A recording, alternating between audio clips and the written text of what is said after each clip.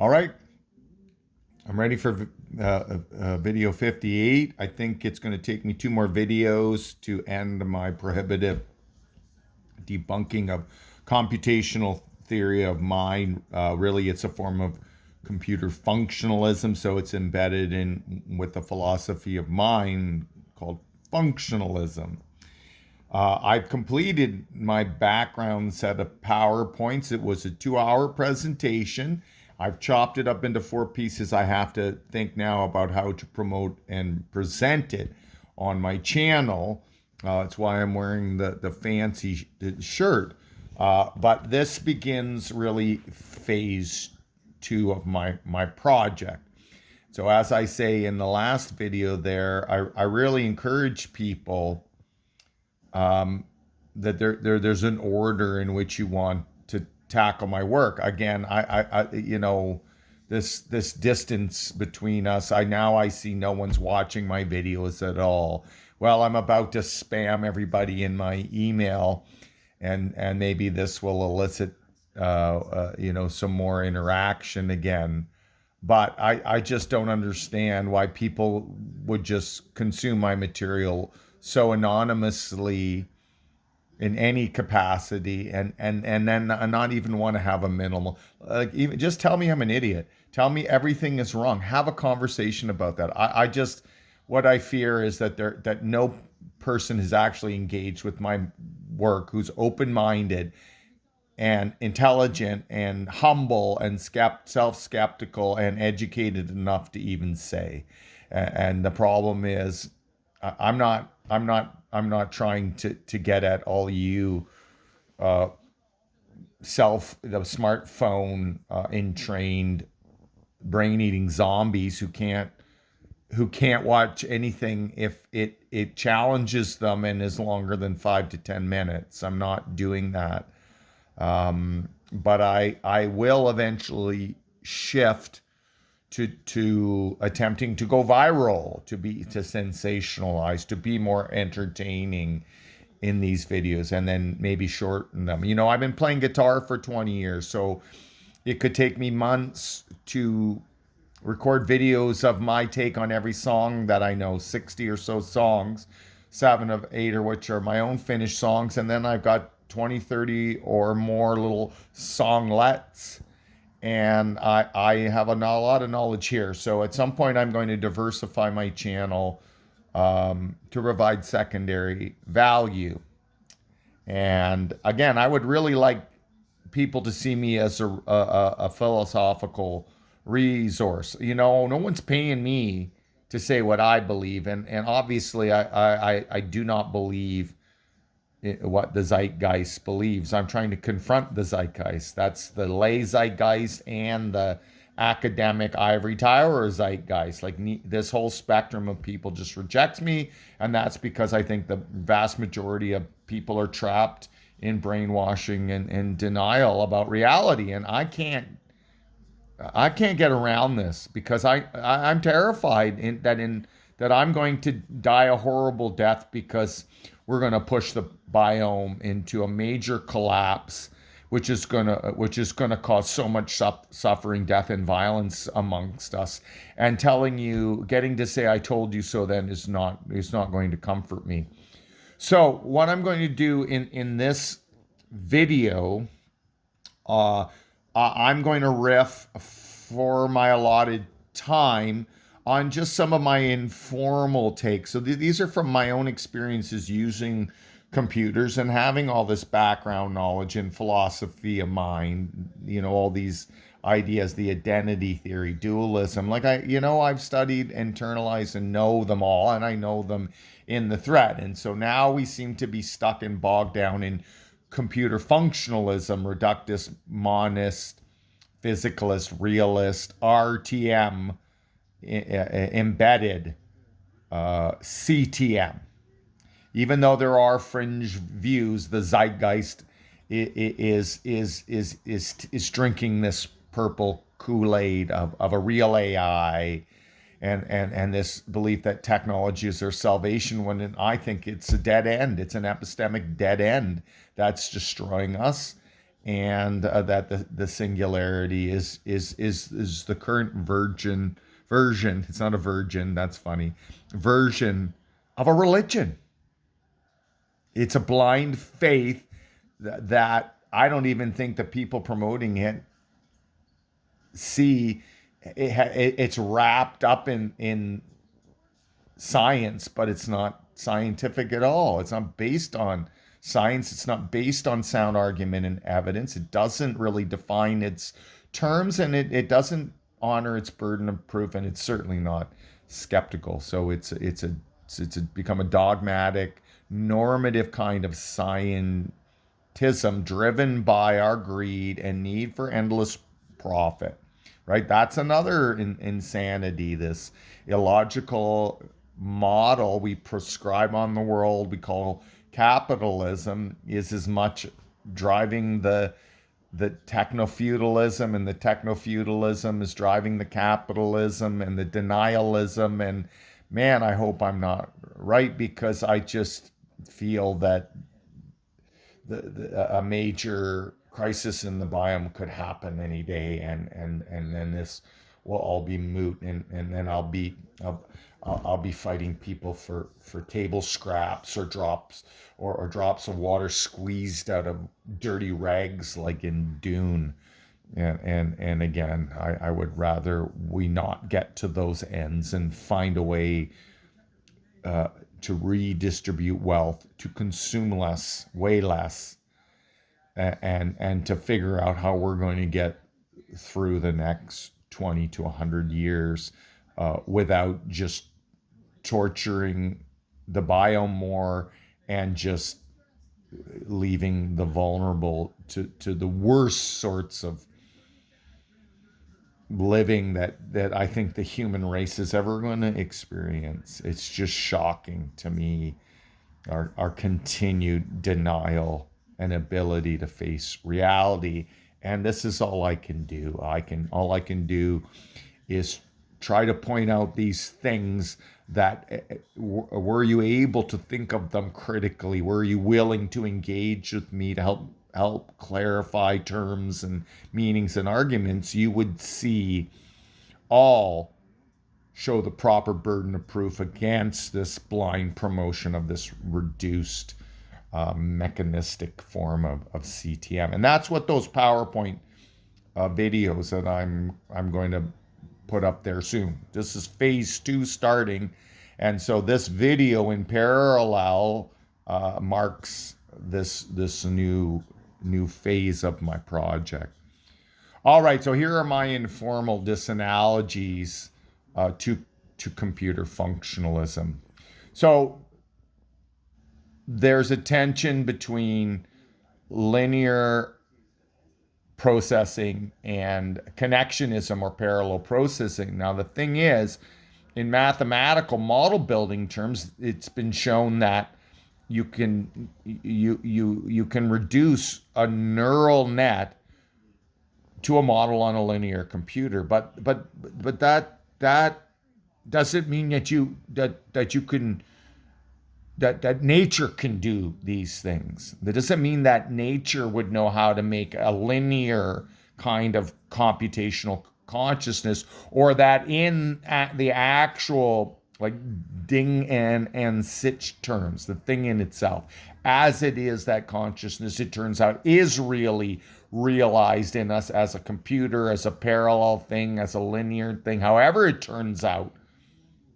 Because I'm an epistemic optimist about certain things. However it turns out, our brains do in fact function. This is a massive disanalogy, because brains are not just parallel computers. This is to ignore the endogenous or intrinsic functioning of all cells.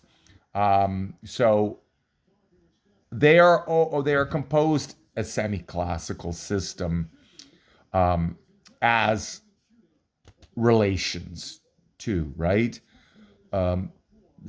Cells are semi-classical at their own level, and then they're differently still semi-classical at the level of neurons. So this is why I think there's two possible missing research projects, missing theoretical and empirical approaches to actually cashing out ontology, metaphysics better.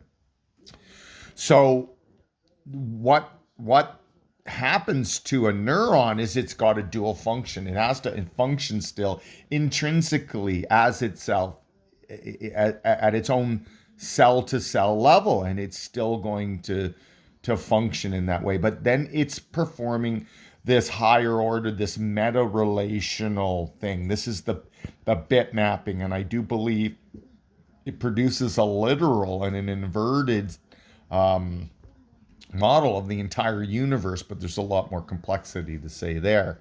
But because cells are semi-classical, they're working over entanglement. So they're working over entanglement at their own scale, and that's integrated up over our whole entire volume of cells.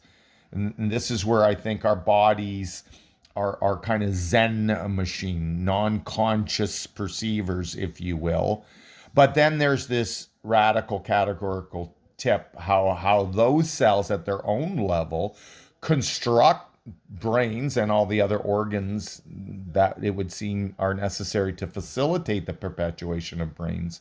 But this is a radical tip. So at their own level, the neurons are all entangled as all our body cells are, but there is some categorical inversion because cells at their own level are entirely intrinsic and endogenous in terms of their functioning. They can communicate at that same level, but by the time we get to brains, we've got intrinsic functioning, we've got exogenous functioning, and I'm convinced that thinking is itself another kind of Hilbert space. I'm not going to make those arguments here. The other thing we're missing is the distribution of dendrites from neuron to neuron is far more complicated than any kind of bit code. The problem with computers is they're trying to quash out any quantum effects. This is a purely Boolean-like system. It's just doing complicated math. It's pure inputs and pure outputs are nothing but numbers. Where we breathe a life into it, we make it look vital, we make it look communicative, we make it look like it could be more than a calculator, because we're imposing our perspective, our minded and embodied perspective, and we can't see how that bias it contributes to us over determining the capacities. This is the thing. The cat looking at a fish like it's going to eat on a computer. So if you're listening to a computer or looking at a computer screen or interacting with an AI and thinking you're interacting with something more than math, I'm sorry, but you're a fool. You're wrong. You're an idiot to believe this. And this is the problem. Too many people don't have a relationship with an AI.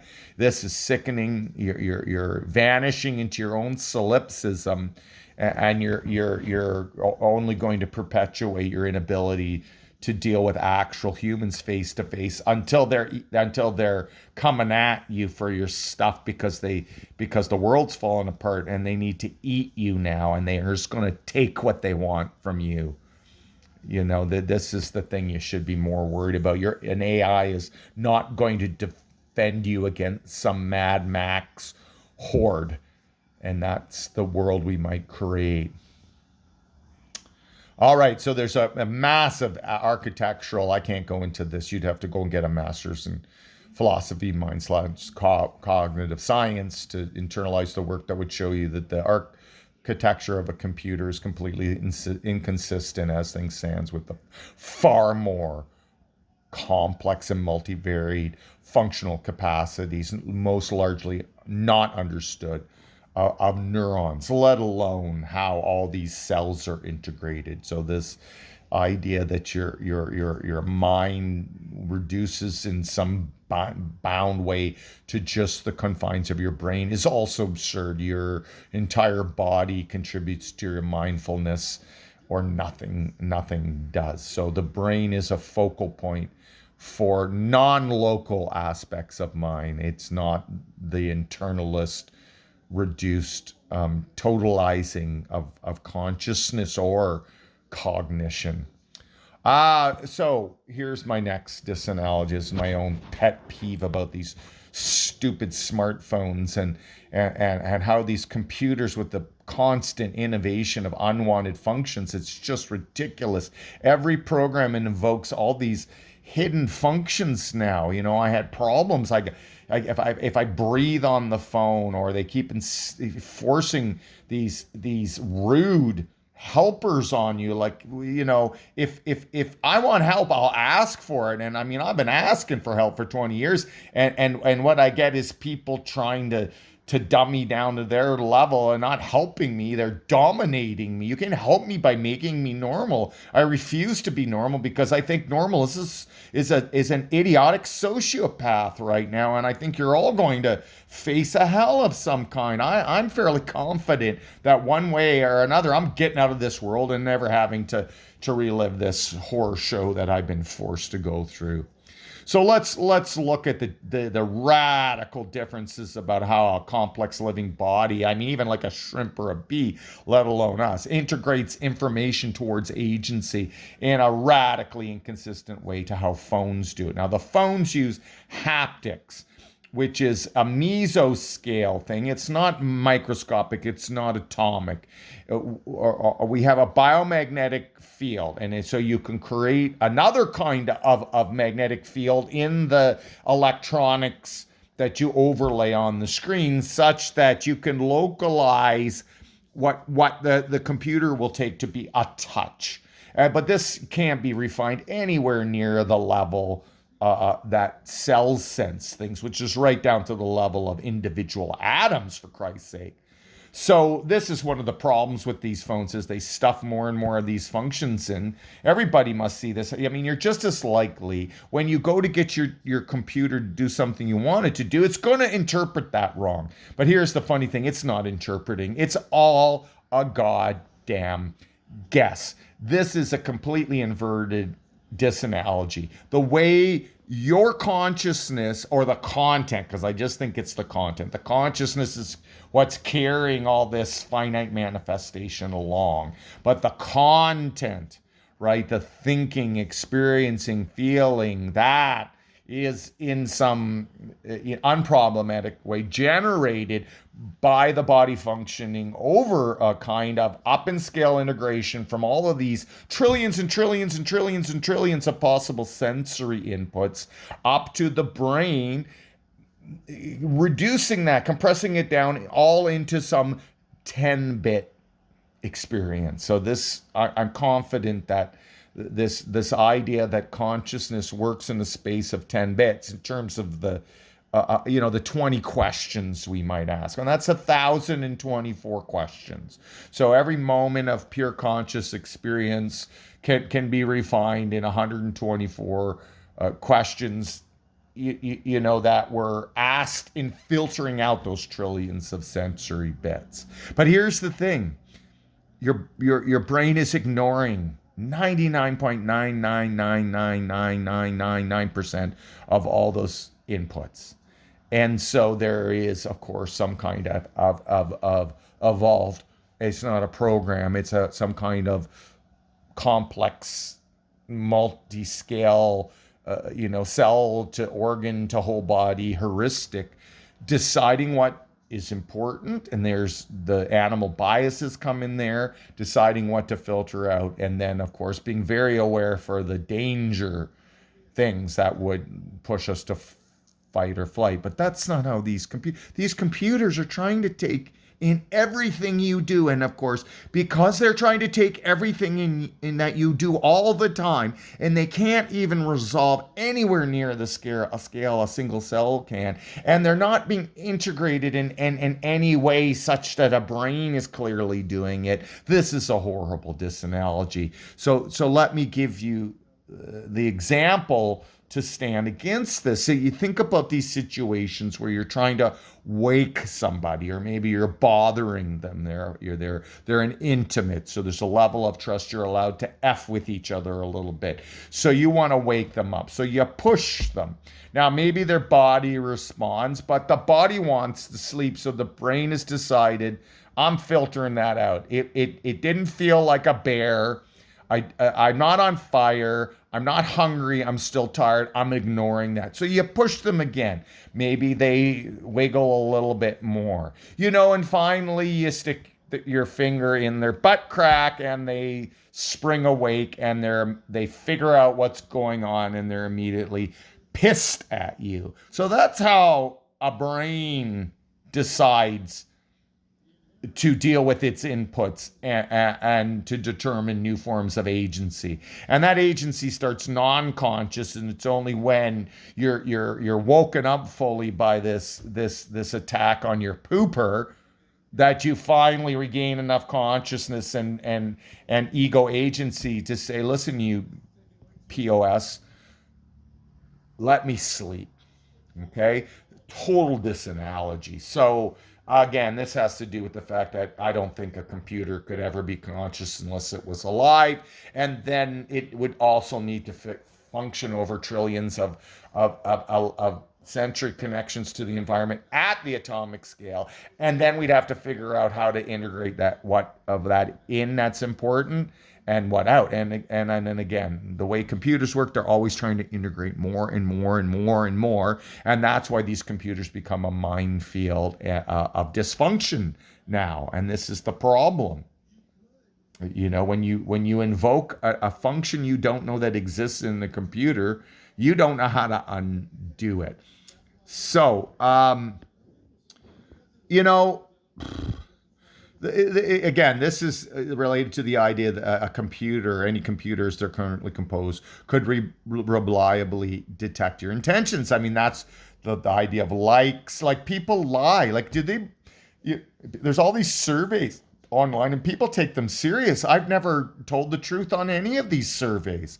I purposely lie on surveys because I think it's crap, because it's missing the necessary second channel I talk about in my better model for communication. This idea that you can just have one flat channel. That's Shannon's theory. That's about data morphisms. That's not about communication of meaning.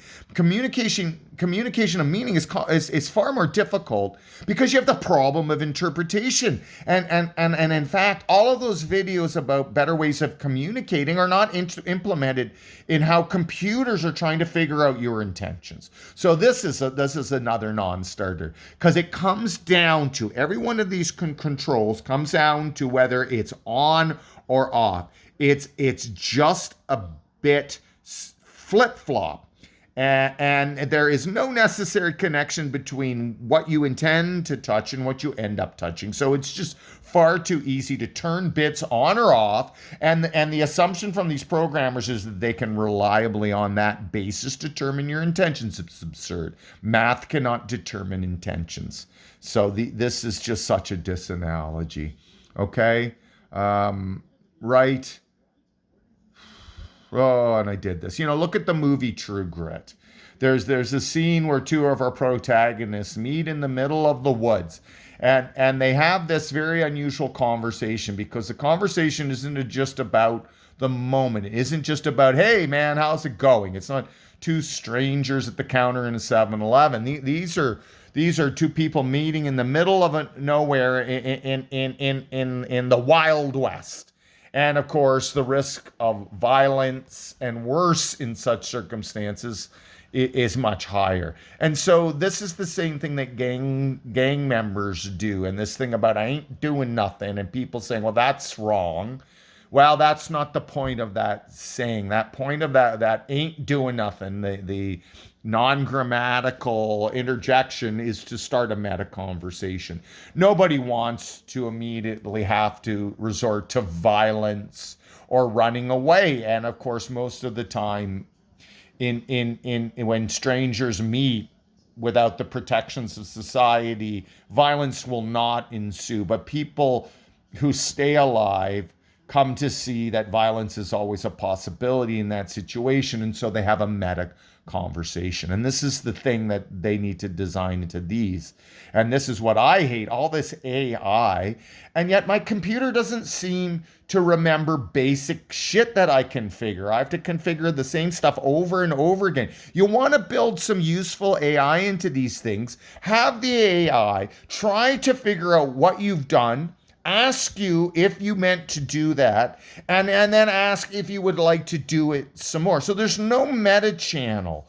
But in reality with animals, and especially, this is the problem with our language. Our language has stupefied our non-conscious forms of communication, and texting has just made this worse.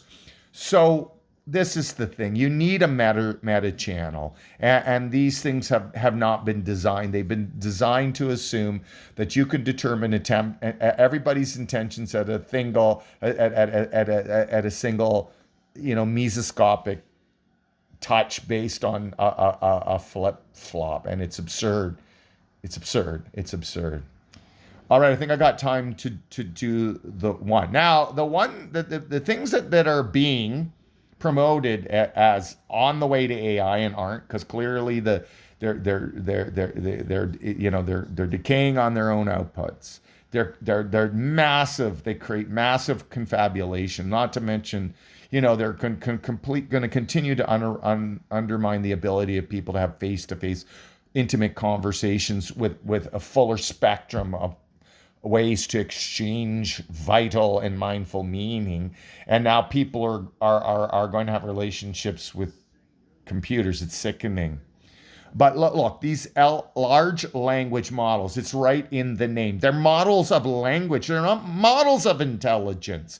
They're neural nets. And so we got a massive disanalogy here, because the real intelligence that runs across all human cultures in terms of our ability to produce language has to do with this not understood capacity to generate languages from what Chomsky defends as this universal grammar, this recursive logical system of parsing out smaller propositions into more complicated ones. Even though this is a complete disanalogy to how language in speech often goes, it doesn't submit to Chomsky's universal grammar, which he assumes is innate.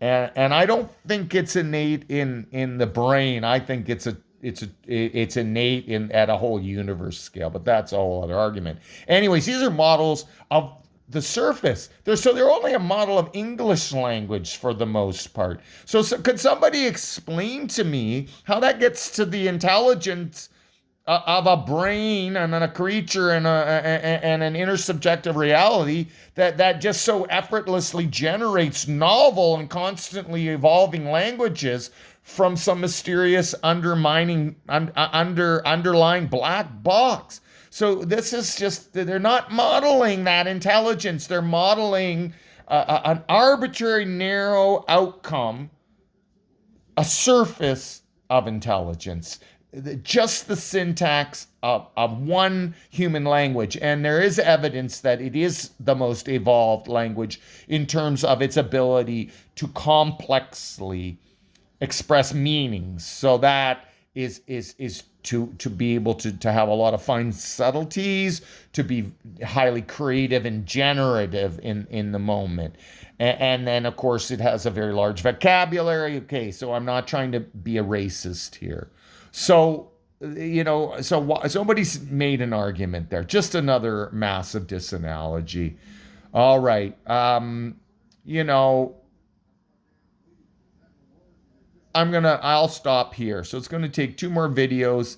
I've got 5 more points of disanalogy between these current neural nets and this claim that we're like 10, 20 years from the singularity. It's just ridiculous. You have to be ignorant and brainwashed, and some kind of quasi-religious idealist who doesn't believe in a transcendent God in the clouds, but believes in a sky god Ram, to even defend the possibility of AI, let alone computational functionalism and this bit of snake oil being sold to people called the Singularity.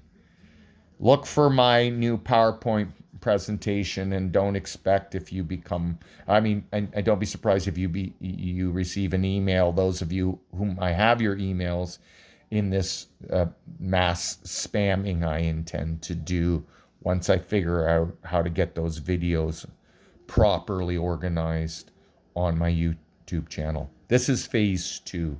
Please work with me, help me. I need some minimal funding. I need a sponsor. If I could find a job, online or otherwise, that's dignified and doesn't undermine my mental and physical well-being, that little amount of money would allow me to dedicate myself to this project with all of my heart, my body, mind, and gut, right? Your 3 primary sources of actual intelligence. We will pick up this thread, not tomorrow, as I'm often mistakenly saying, but in another 3 days.